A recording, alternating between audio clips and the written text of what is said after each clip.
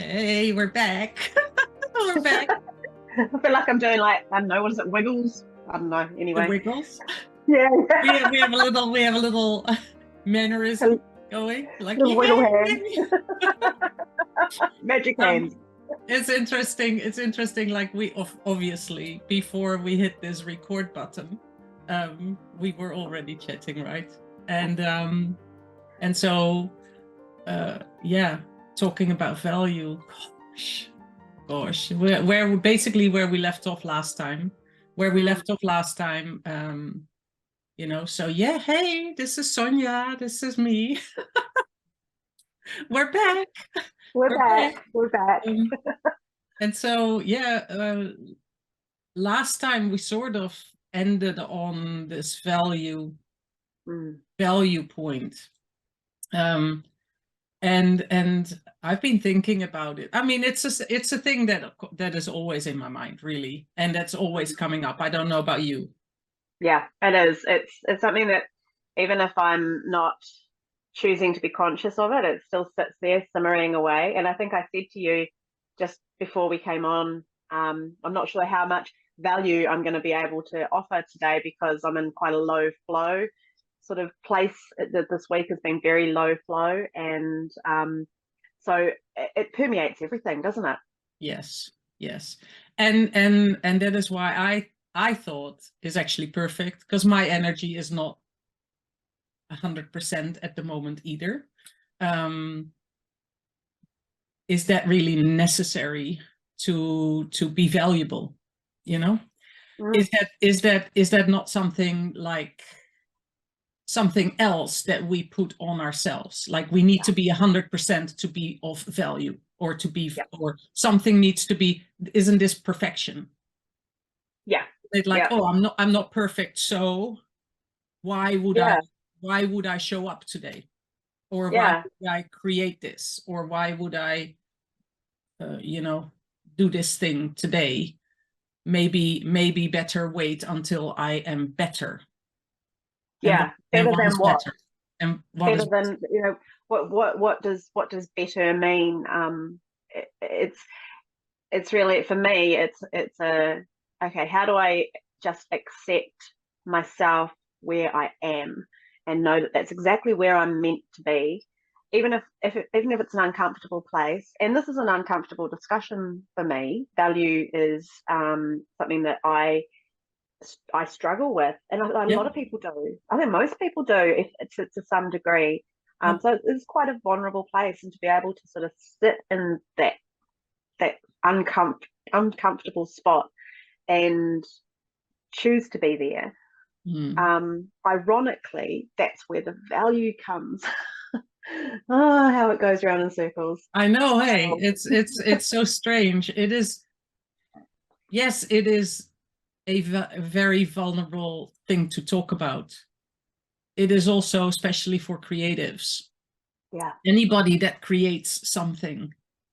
I guess, you know, and I guess everybody is, in a way, everybody is creative. So you always create something, right? You make something. A mother cooks a meal.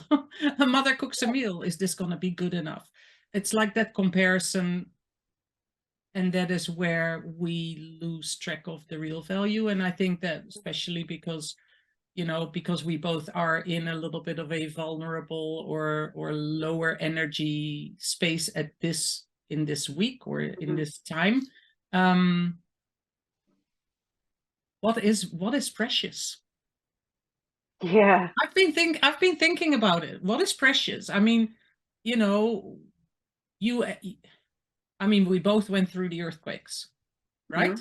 And so you lose stuff in the earthquakes, and then you lose things, and then certain things that you thought were important and valuable suddenly lose their value, and other things that maybe you took for granted suddenly become more valuable, or you realize the value in them, right?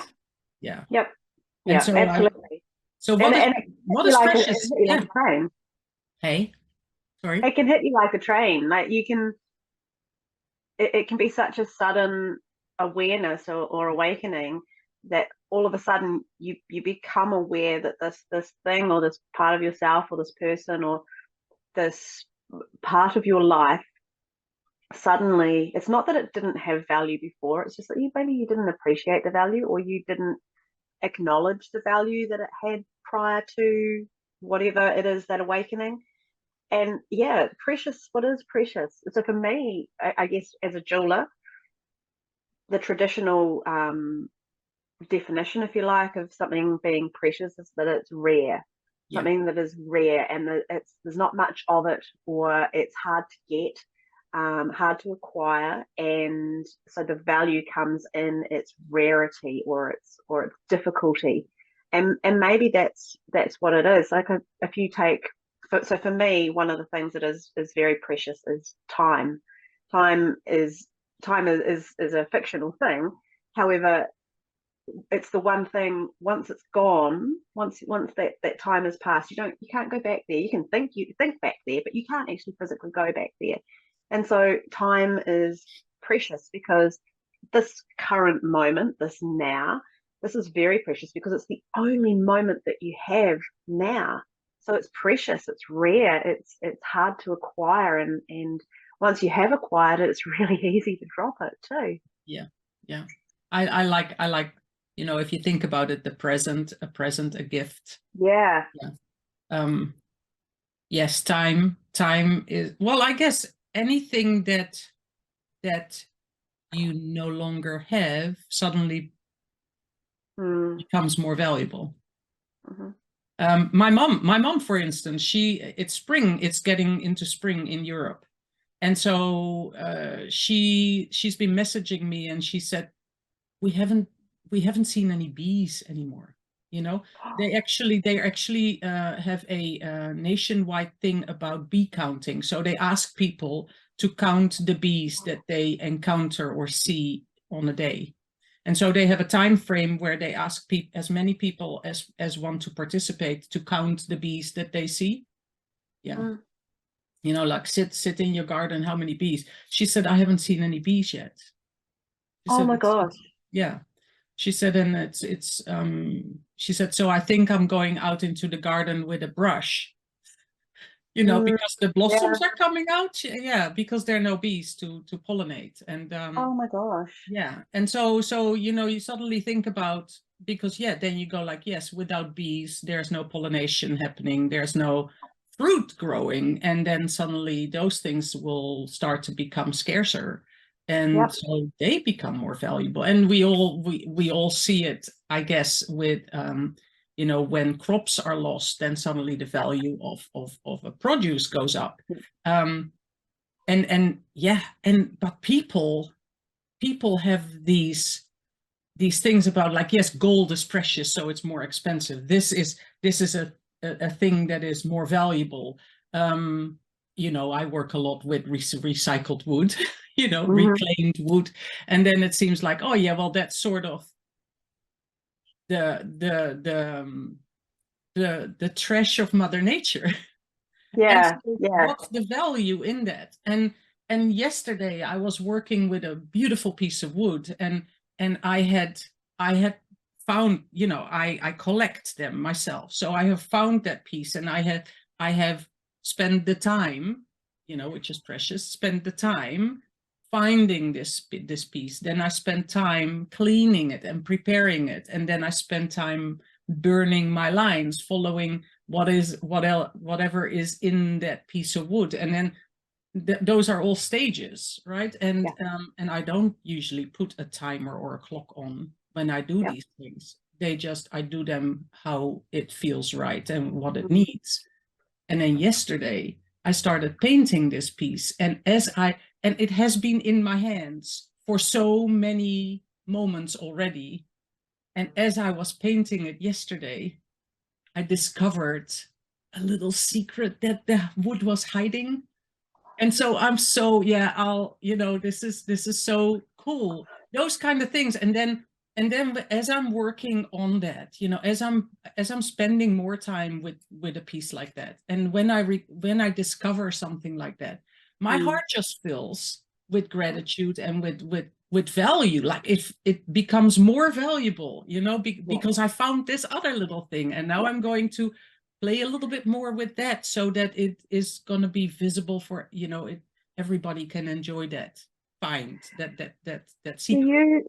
Do you associate your contribution to the value? Like, how do you do that? Because clearly your contribution to the value of this beautiful piece of Papatuanu, through Mother Nature, is considerable, because you talk about this hidden piece that you have discovered in the wood, that the wood decided it picked you, or Mother Nature picked you to be the one to uncover this treasure. Well, that's the difficulty. Yeah, that is the difficulty, isn't it? So I guess the question is how do you then, because there's nobody else in the world who does what you do the way that you do it, with your vision, and you specifically were picked to bring this piece to life. So how do you then, I mean, we talk about scarcity, we talk about preciousness. Yeah. If you are the only one that has done this, can do this with this particular piece of wood, it doesn't get much more rare or precious than that, does it? So and I think this is where the vulnerability really comes in, because how do we then associate some, because I guess value means different things for different people, but it's very difficult to, especially we're creatives, yes, we're also business owners, and so we also operate by a standard of value, which is a monetary value, which is not everything, don't get me wrong, it's definitely not the only standard or measure of value.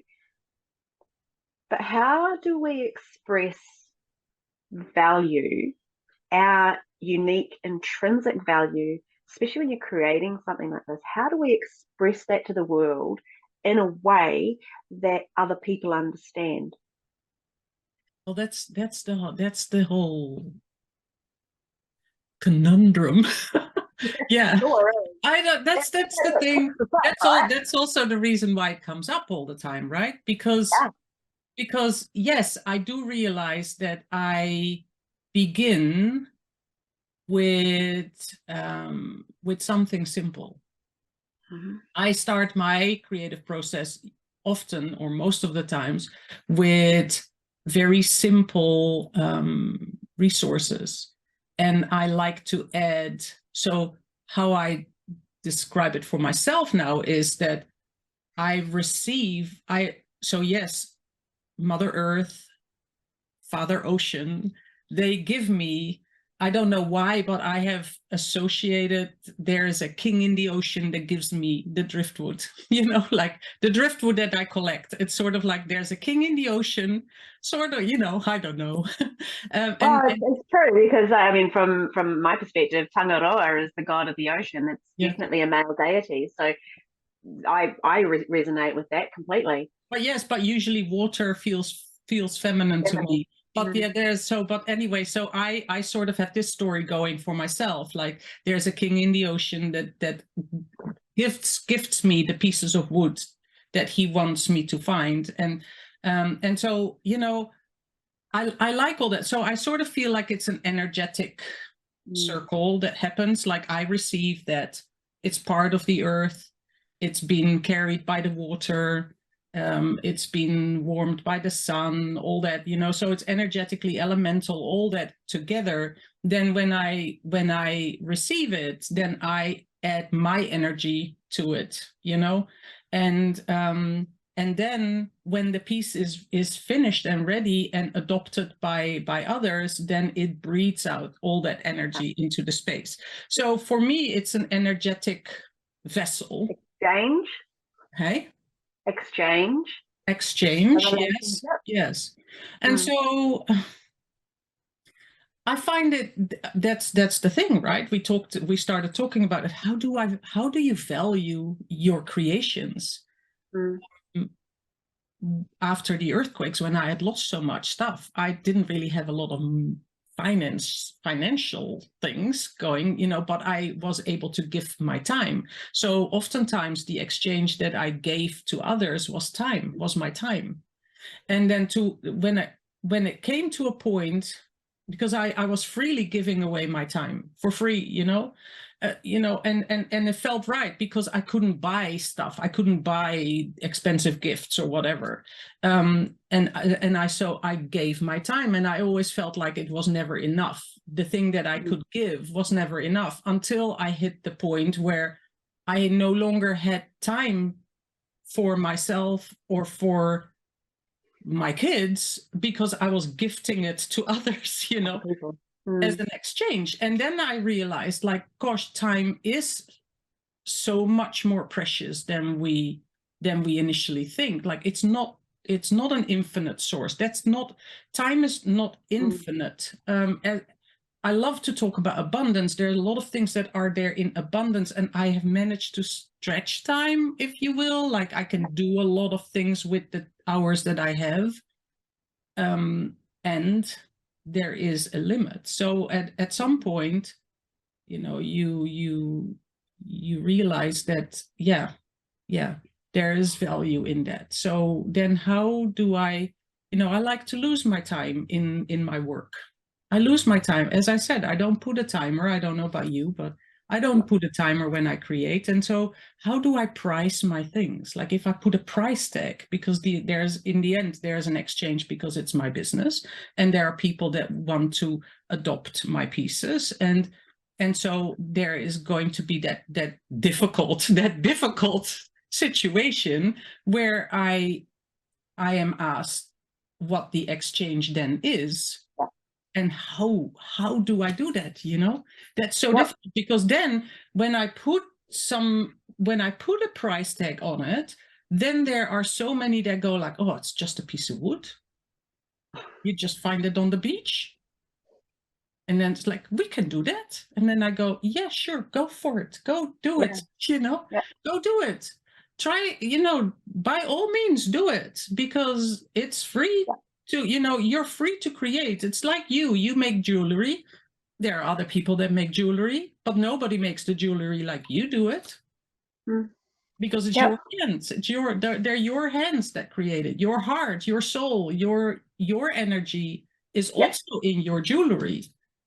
You know? That's exactly right. And the other thing I think that makes it so difficult, and I know that you appreciate this concept as well, is that when we talk about time, the number of hours, or the amount of time that goes into developing the skill that it takes to create the art that you create.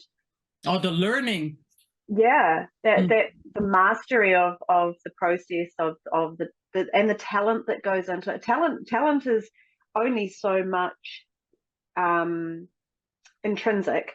The rest of it you learn. So you still have to continue to master the skills, and you find things that bring you joy, whether it's your painting, whether it's for me, it's we've talked before about the alchemy of the fire and the melting of the metal and the pouring. There are so many hours that I have joyfully and willingly and happily put into developing those skills, and it's really interesting because I know you've seen them. I often do these little videos on social media, and it's a 60-second snapshot of how I make a particular piece, or the actual making of a particular piece. And I do it for a lot of my customers. Like, I'll video the making of their particular treasure, and I'll do it. I can refine it down into a sped up 60-second snapshot. And the amount of people that go, wow, that looks so easy. And I have other jewelers messaging me going, how do you do that? Like, I can't, I've tried to do what you do, and I cannot get it to, I can't get the sand to do this. I can't get the metal to do this. I can't, how do you do it? And it always makes me a little tiny bit sad that I've chosen to speed the process up, because it seems so disingenuous to the value of what goes into it. So I'm learning to actually show people the real time, and that's real time after I've mastered a skill. there are literally hundreds of hours that have gone into all the mistakes that have contributed to that one moment. How do you value that? Like this, and I think this is the thing. Like we have this tendency, certainly in our society, that, and I think I alluded to it before, that value needs to be measured in some way, and one of the most accepted ways that we measure value is in a monetary sense. So we attribute a monetary figure, and we say that is the value of this particular outcome of this entire process. And so people will then go, okay, they accept that value, they see the value, they resonate with that value, and they understand, or they don't. Mm-hmm. And I have the same thing, because I work with recycled materials as well, and the amount of people that say, oh wow, okay, I'll give you gold from my rings, and you turn it into a ring for me. That's not going to cost very much, is it? And it's like, well, actually, the irony of all of that is that majority of the cost, the value, doesn't come in the materials. It comes in the joy and the love and the skill and the mana and the aroha that goes into the making, the transformation, the alchemy of this into this. And trying to explain that and trying to put that number that represents a value onto it, I think is quite disingenuous to that whole process.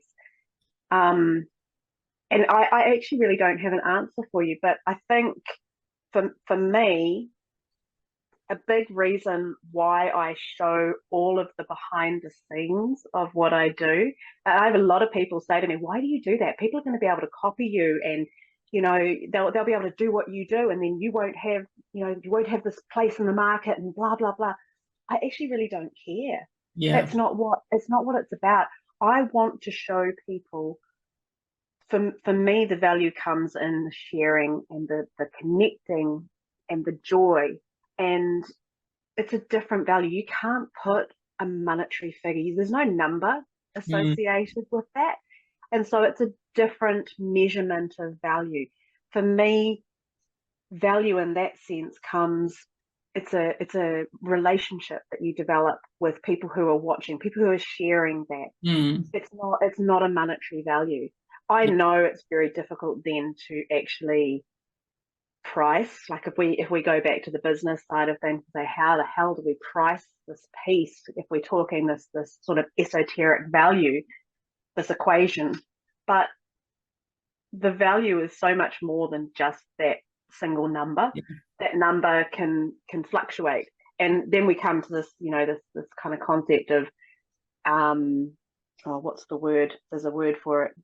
Perceived value. What's the perceived value? And so for me, $100 represents this. For you, $100 might represent this, and for somebody else, $100 might represent something completely different. So even when we put this monetary figure on things, there's a perception of value in that. And so we're trying to reduce everything down in a value sense to its lowest common denominator, but even that has a different perception of value depending on the person. And so for me, I think that the value comes in being very authentic. Well, you can't be very authentic or not very authentic. You either are or you aren't. But being as authentic as you possibly can be in any given moment, and being very transparent and very true. Don't hide yourself behind what you make, because people love what you create because of who you are, not in spite of it. Yeah. And I think at some point you used some Te Reo Maori words like mana and aroha. And I think that those words describe it best, and those kind of words describe these things best. And I think that it could well be because the more indigenous people all over the world still know how to slow down for craft and love and spiritual connections. And I think that that may be something that a lot of the faster Western world, whoever goes into that hamster wheel, has lost. You know, people that continuously live that fast in the fast lane, they have no time to slow down and appreciate what the hidden value in things, in anything. So I think that and maybe because we are creatives and we do slow down because of our process, you know, because of our creative process, the best creations are made when you allow yourself to slow down and be 100%. one with the process of the creation. And because we can do that, we can also recognize the value in other people's creations. And I think that may be the disconnect. That may be the difficult thing to show the people that are living fast all the time, that have a hard time slowing down, for them to see that value, you know. And I don't mean to say that there's anything right or wrong with somebody that is living fast. I mean, I used to run in my hamster wheel too, you know, or in that hamster wheel too. I just think that if you know how to slow down, you can also recognize things that need time. You know, it's like some things you cannot rush, some things you cannot speed up, some things just need time. I have my students that come to me to learn creative expression, art, visual expression, and then they go like, oh yeah, I want to do oil painting, and then I go, you realize that there are times that you need to let that painting rest between, because simply the oil paint needs time to cure. You cannot speed up the drying or the curing process. That just needs time. And then they go, oh, is there no way that you can speed this up? Is there no way that you can just use a dryer or air or heat or whatever? And I go, it just needs time. It just needs time. And that is with cooking. When you marinate something, it needs time to soak up all the juices and all the flavors and all that. So then we go back to time. We do. Yep. And it's interesting. I think the point that you made about the speed at which we live our lives, I think is really valuable, because it made me pause and think, perhaps then the real value comes from. So for me, the greatest joy I get is when my customers or the people, my audience, connect with me and connect with what I make. But in order to do that, you have to slow down, because the connection, if you're going so fast that you can't connect, you're going to miss it all. It's like and the connection comes from inside. So it's just like I have this strange vision about speed dating. Yes, exactly. Yeah. Exactly. Yeah, same thing. It's like, why do we need to speed everything? We don't. Slowing it down. And I think, you know, and I love your point about the Indigenous connection, because actually I was having this conversation with my son at the weekend, and we were talking about the written word. He's studying to be a screenwriter at the moment, and we were talking about the power of the written word, and we were also talking about colonization. And one of the things that we were discussing was, so my son and I are both Ngāi Tahu Māori, Indigenous New Zealand, through my father's side of the family. And Māori didn't have a written language; they were oral storytellers.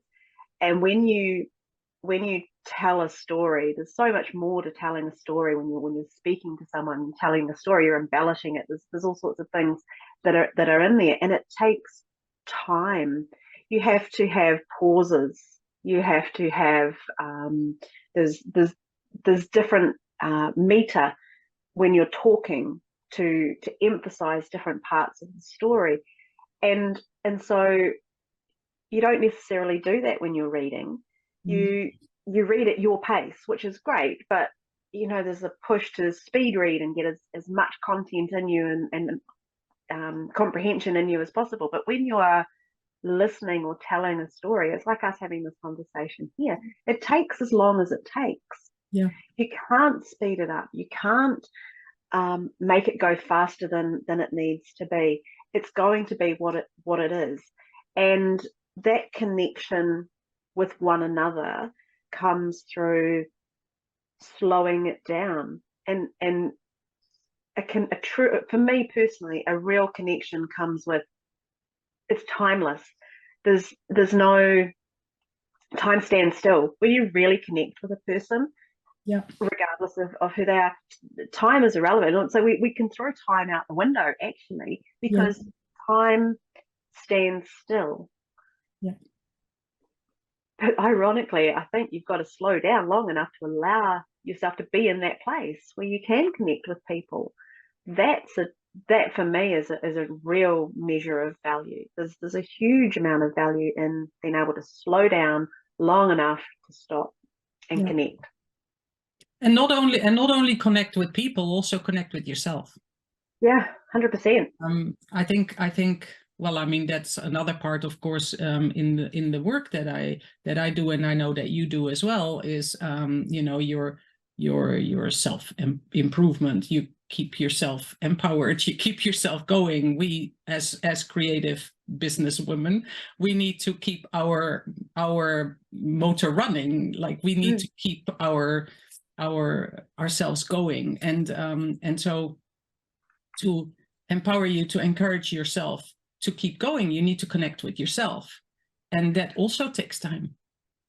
Yes. So because if you just rush by the mirror just to go like, oh, quick, yeah, and that's it, then you don't connect with yourself. It's I don't know about you, but I do a lot of mirror work. I also encourage my clients always to do a lot of mirror work, because it makes for a connection with yourself at a level that most of us have started to lose. And then just, it's time, and also being okay with a bit of silence, you know, with a bit of silent space.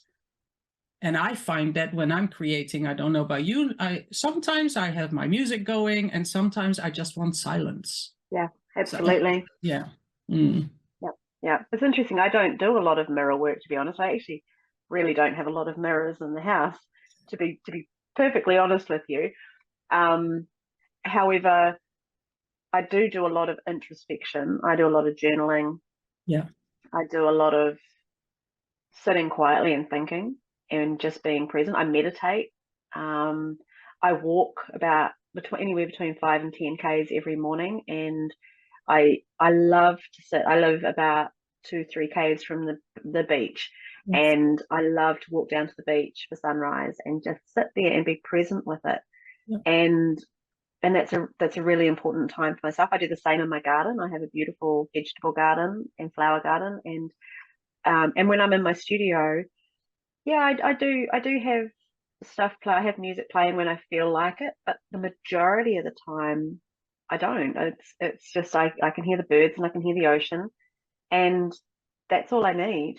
And the things that ruminate in my head, sometimes I almost physically need to go, oh, okay, you can just take a rest and just sit over there for a while, and I'm just going to be in the process.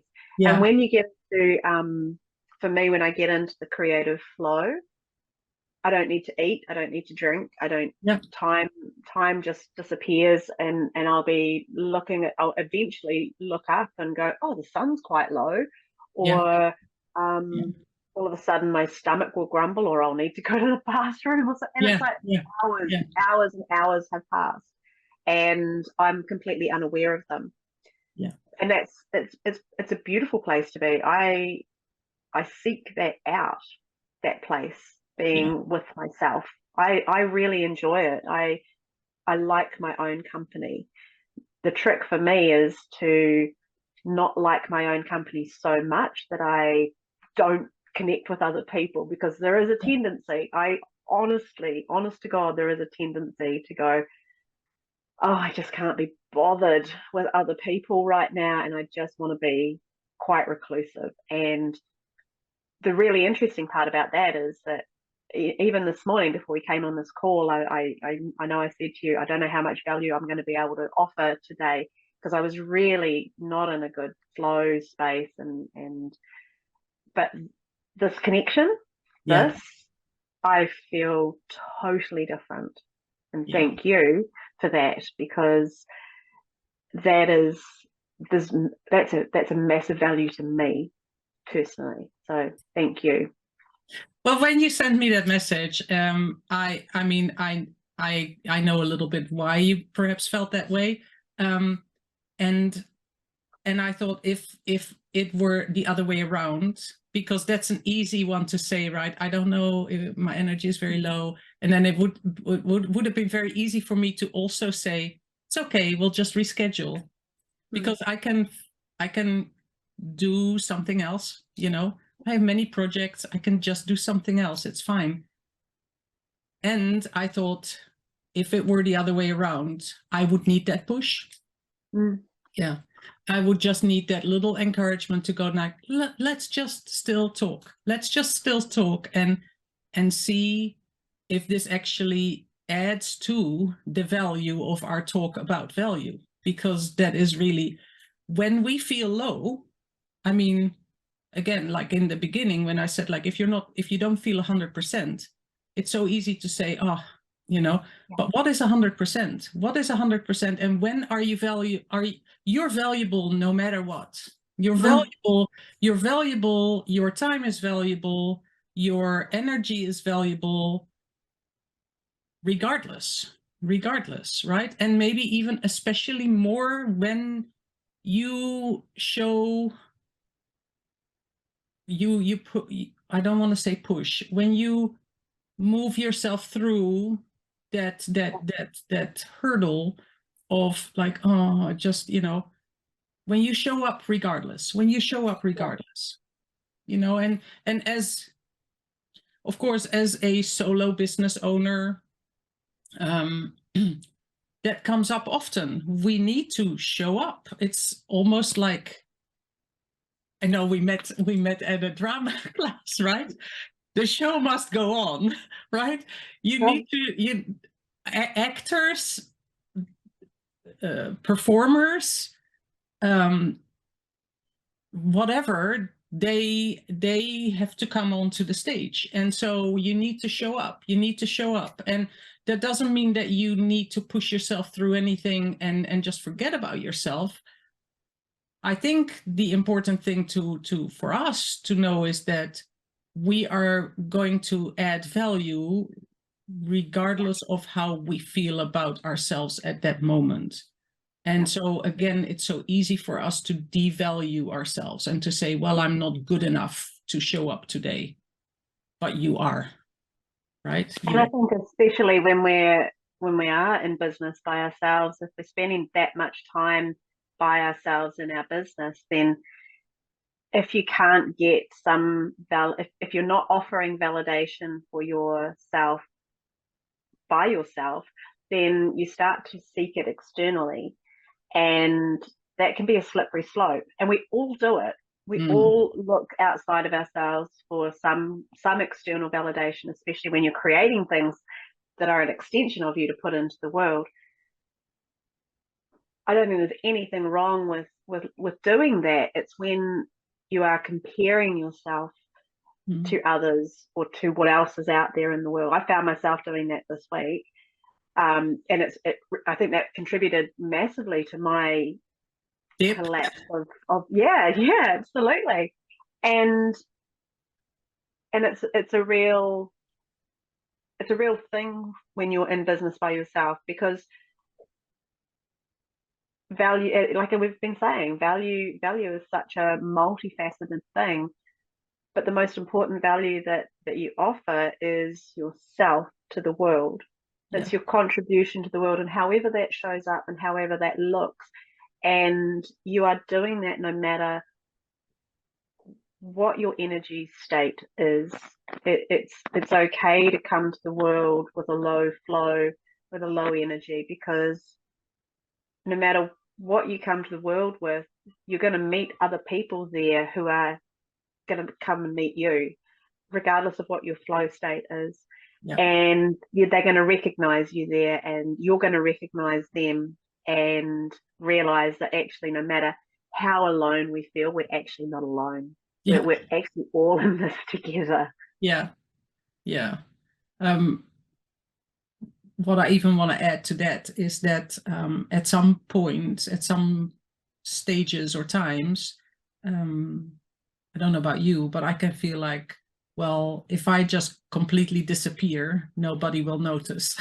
So what is even the reason for me doing this or creating this or showing up or talking about this or whatever, you know? It's like, if I'm gone, nobody's gonna miss me, kind of thing. So those moments when you feel low like that, and when those are the times that you almost go down that downward spiral. We talked about spirals last time, I remember, and we probably will always talk about spirals. But yeah, so you know, you can easily slip down a downward spiral, but you can as easily climb up an upward spiral. It's that in-between phase that is always a bit tricky, right? And I think it is that those moments where you are sort of balancing on the verge and going like, you know, if you just let it slip, then you know, but then you devalue yourself, I think. So then I really appreciate somebody like you that I have in my life, in my world, that can catch me, that can say, hey, no, you know, come on, you know, keep going, because what you do is important, what you do is valuable, what you create is special. And I know you feel the same things, you know, you feel the same things. And I know that many creatives feel that. Those are the tricky times, They really are. I put a post up last night, and it's funny because I love words, and I often will search out beautiful quotes or pieces of wisdom to accompany my post. And the one I found last night, and I'm not going to get it right, but and I can't even remember the name of the poet that wrote it. Essentially, it was whether you don't be afraid of blazing with light or collapsing into yourself, because that's how galaxies are made.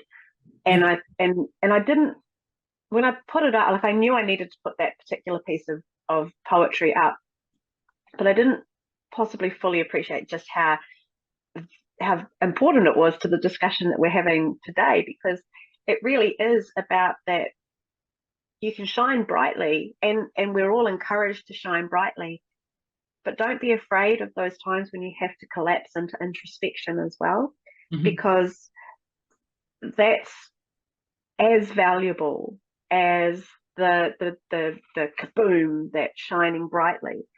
And it's true, it's a flow. And so the upward spiral, the downward spiral, it's still a spiral. We're still moving. It's change, it's evolution. It's constant evolution, and it's an ebb and it's a flow, it's a remembering and a forgetting. It's this beautiful duality that we all are. And I 100% value the souls that I have, like yourself, specifically you, in my life, to have these beautiful creative people who go, yeah, I get it. I see you when you're collapsed into yourself, and I see you when you're shining brightly, and you're just as beautiful no matter which way you go. And oftentimes those dark places, those shadows, they create the energy you need for those beautiful bursts of light.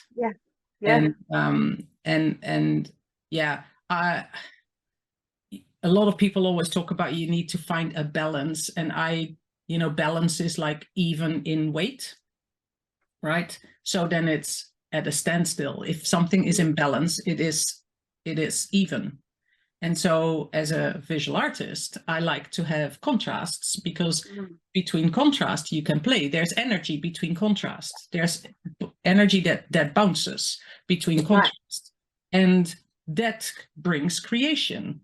And so if something is in balance, it is still. There's no movement. And so I always think like it's better to have a harmonious play. Yeah, because there's movement, there's energy. You can do something with it. You can do something with it, and it's yeah. I totally agree, and that's such a beautiful way, because flow only happens when there's a difference.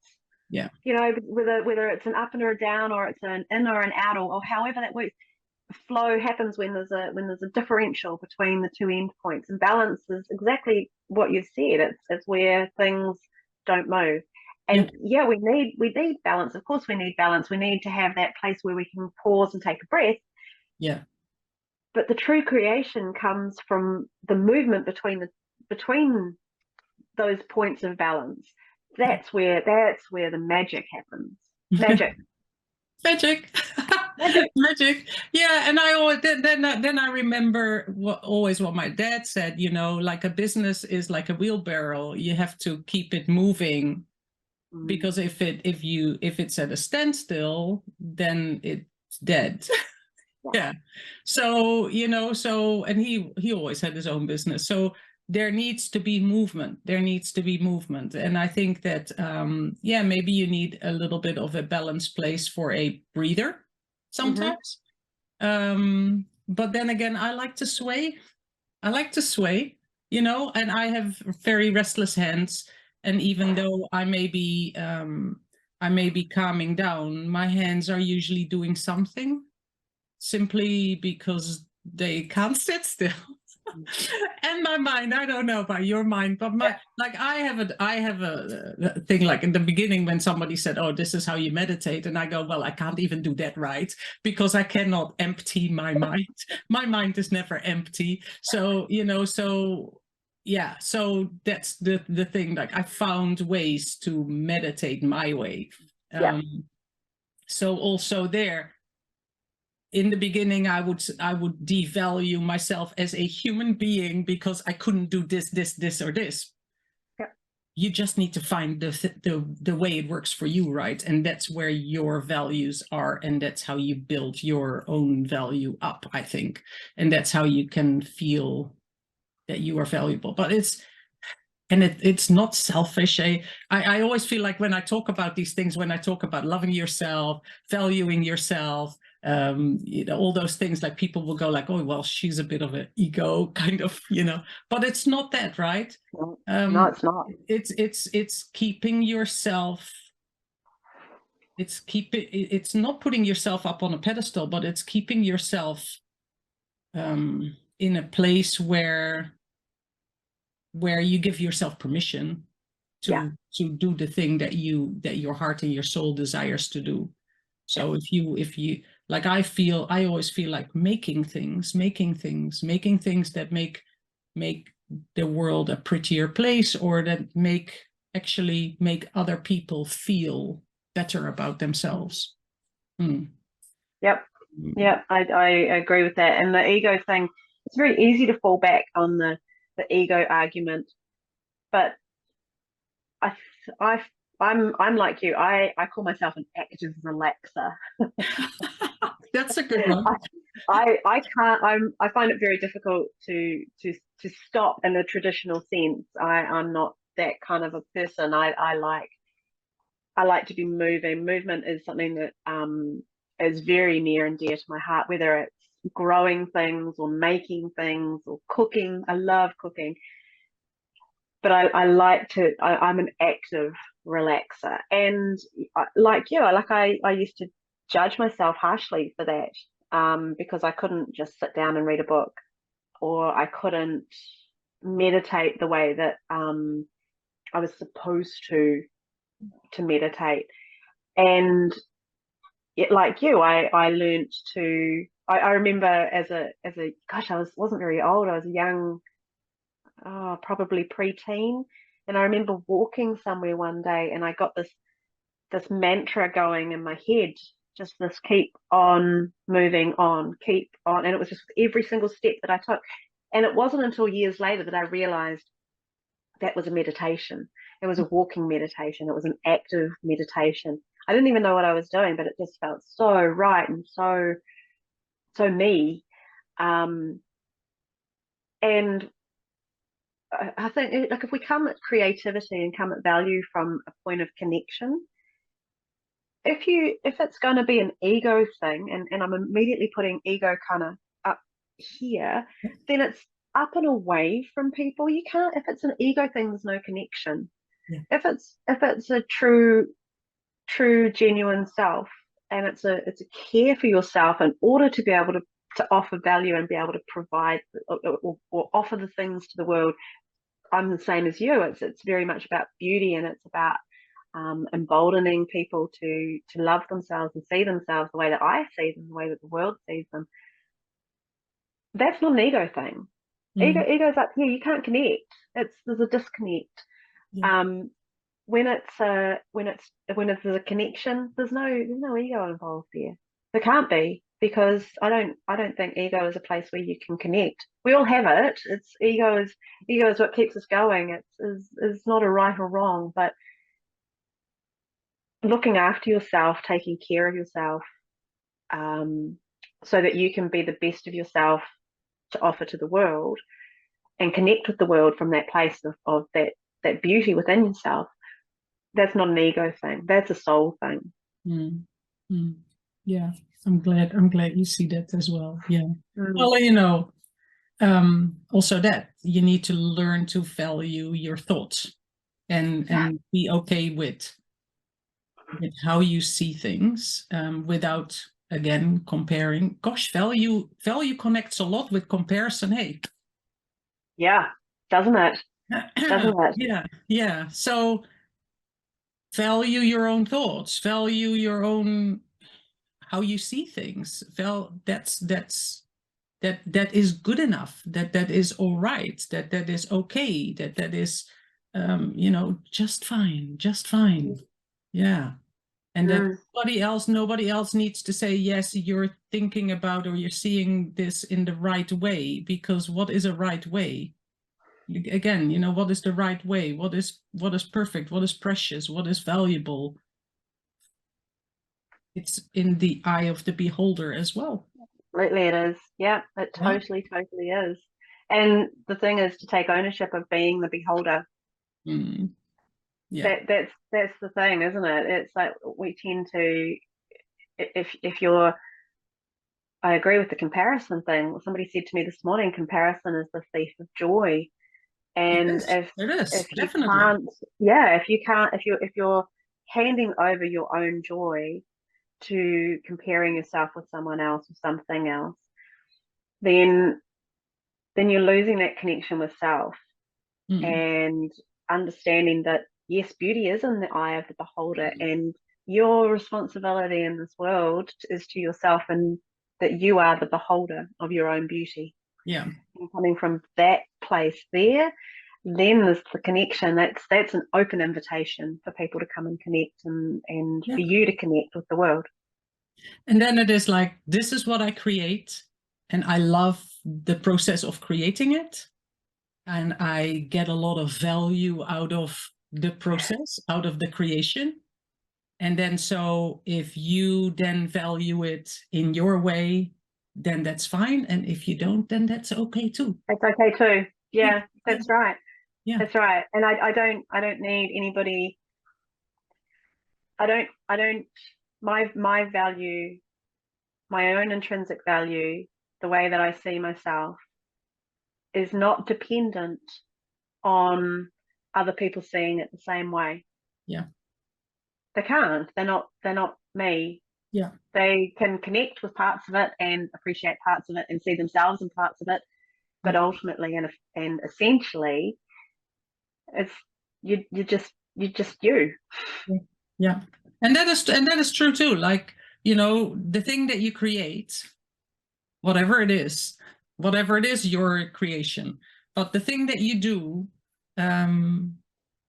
is how it comes from a place, comes from an experience, comes from something you've learned, and you put that all together. That's alchemy, right? You put it all together and it comes out in this thing. Like, I give you 10 ingredients and I take the same 10 ingredients and we both go cooking, and whatever we come up with comes out differently. Yeah. Right? And that is because of experience, things you've learned, things you've heard, seen, blah, blah, blah. And then you create this thing and it has a value because of what you've put in it. And then if somebody else sees or tastes it afterwards, or hears it or reads it afterwards, they come from their place with their experience, with their knowledge, with their wisdom, with their all that. So they see it in a different way than I may see it, than you may see it, than everybody. So it's a game. It's a game. It's a game in a way. It's a game. And so why do we just need to play? We just need to play. That's it. Sometimes we take ourselves far too seriously sometimes, don't we? Yeah. It's the joy comes in that it's a childlike joy of not having attachment to it. And it's really interesting because, you know, as we talk about value, and we put so much of ourselves into our creations, right? But there's this thing in my head, and I'm thinking it's a little bit like having children. So you know, genetically, your children are part of you. There's this absolute undeniable part of yourself, and whether you have biological children or you're adopted children or you're an auntie or an uncle or whatever, you're imparting some of yourself into those young people with the ultimate goal of letting them go. Yeah. And be free and be themselves and have their journey in the world. And art is like that. Yeah. So we can put so much of ourselves into this piece of art, and when we put it out into the world, it's like an offering. It's like, okay, go. Yeah. Now live be your free. Now live. Go and do what you need to do. I have no attachment to that any longer. It's not mine to attach to. Yes. There's a part of me in it, but I let it. I do my best. Sometimes it's harder than others. I admit, no perfection here, but the intention is that it is a part of me, but it's not attached to me. Yeah. If that makes sense. Yeah. And talking about value or pricing things, then, you know, like at some point, because that's the right thing, right? You release it to go and live with somebody else in another place or whatever, and so that exchange. Because I remember in the beginning, I used to give my creations. You know, when I was younger, when I began, I used to just gift them, and then they would come from my heart, from my soul, without any exchange, without any loaded, valuable meanings or whatever. You know, it was just from my heart. And so it was all I could give, and I loved it, and people would receive it. The people that I gifted my creations to would receive it because I knew they would love it. That's why I would give it to them, right?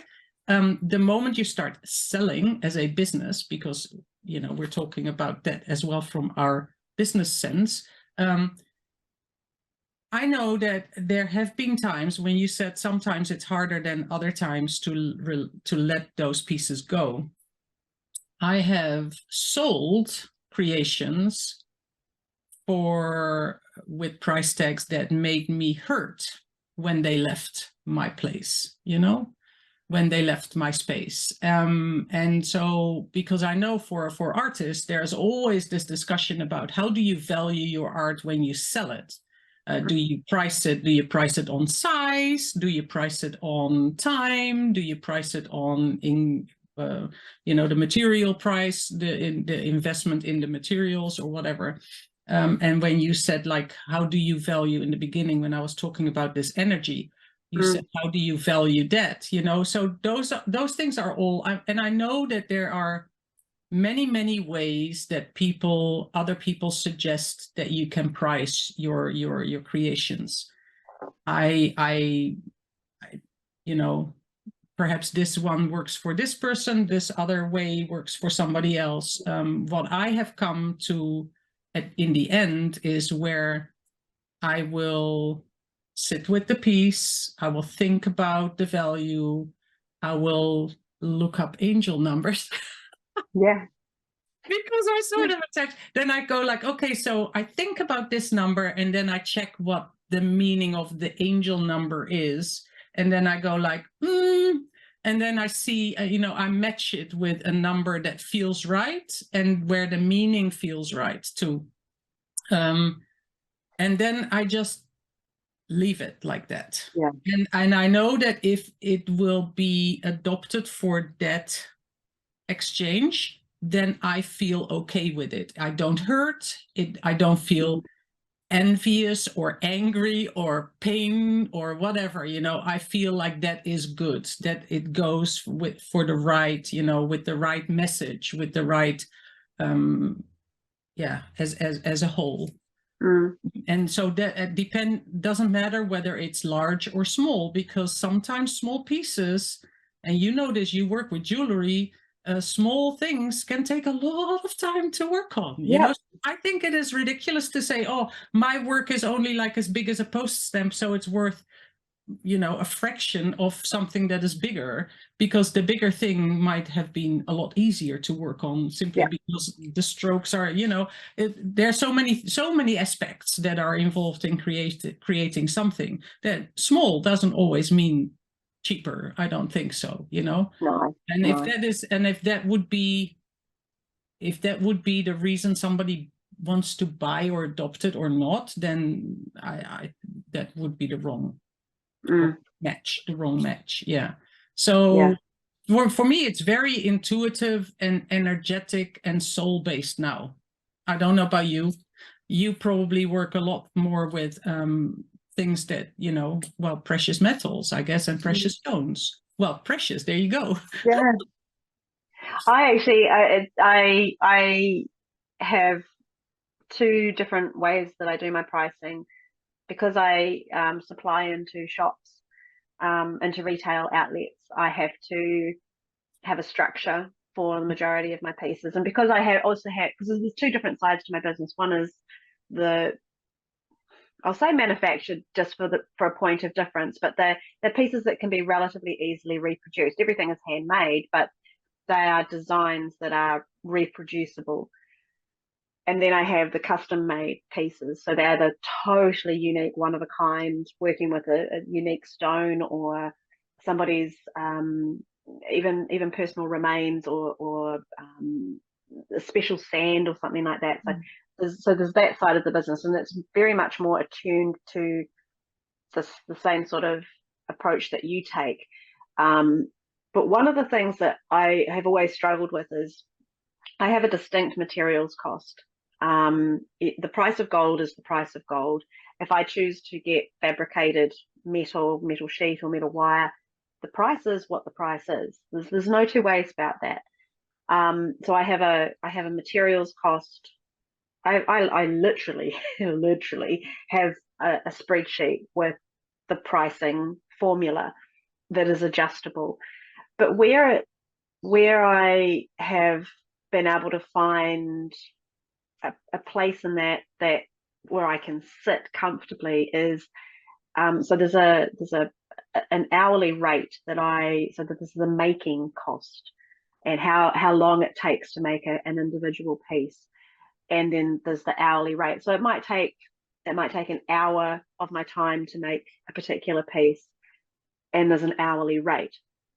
Now, what I actually do is, depending on the piece that I'm making and how much of my time has gone into developing a skill, or how precious that particular skill is, the hourly rate changes, which is, for me, is a reflection of my skill that goes into a piece. So I can have pieces of jewelry that are actually really quite simple to make. They might be stamped pieces of jewelry. There's a lot of that sort of jewelry out there. That's absolutely fine. The hourly rate that I price myself at is considerably lower than the sand cast pieces, where I have literally spent hundreds of hours perfecting, no, that's not the right word, mastering the technique that very, very few other people globally can do. Same as what you offer to the world. And so that's where, for me, that's the point of difference with my pricing structure. Yes, it's the same pricing structure that thousands of jewelers, tens of thousands of jewelers can operate. It's, you know, it's a wholesale cost, wholesale, retail kind of pricing schedule. Yeah. But the piece in that is me is that this particular piece of jewelry or this range of jewelry, this bit of art has a lot more of me in it because of the skills that I bring to this particular piece. The only way that I can express that is either by saying it's taken more time to make, or I add a different monetary value to my hourly rate for that particular piece. And that's how I do a lot of my manufactured, if you like, or manufacture is probably the right word for it, but my reproducible jewelry, the ones that, while they are all one-of-a-kind pieces, the style or the design it's a reproduced design going forward. Does that make sense? Yeah, makes sense. I had a ceramic teacher back in Holland where I took classes for a time, and he made these one-of-a-kind things, but he also had he called them his sandwiches.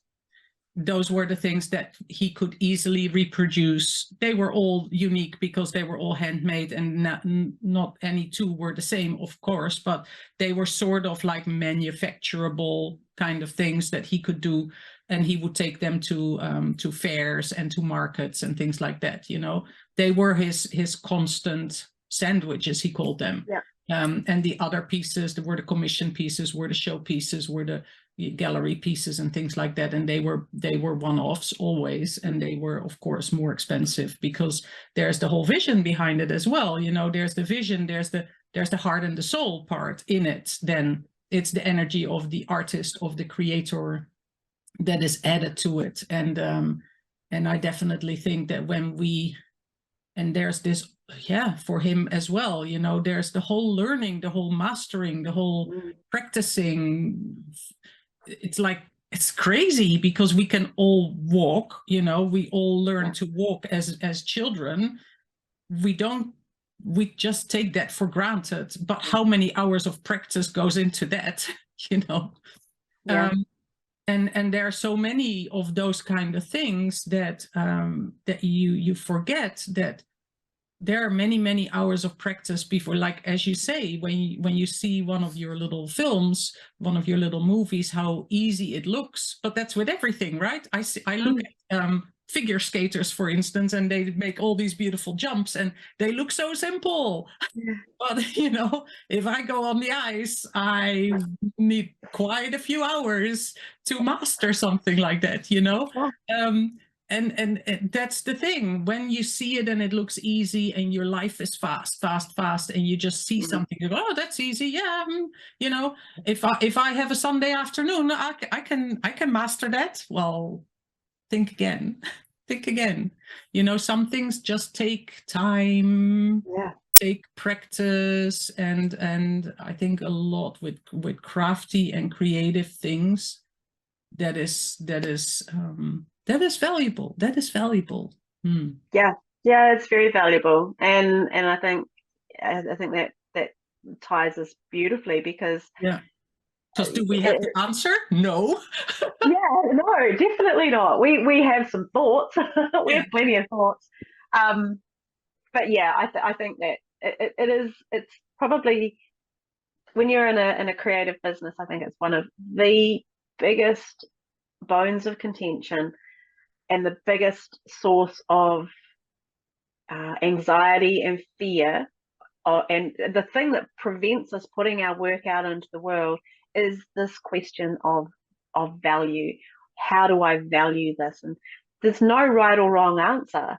You know, I when I first started making jewelry, I used to sell my stuff on Etsy, and there was an awful lot of in all the forums and everything, there was a lot of people talking about how terrible it was that people were selling pieces of whatever they created at these rock bottom prices, because it wasn't fair and it wasn't this. But that's a reflection of their own sense of value. You can't if somebody said to me many years ago, if you go into business and you want to compete on price, you will always be competing. You will always be competing. So be a point of difference, and you already are, because you're unique in the world, and what you put into the world is already unique. You don't have to be like the next person.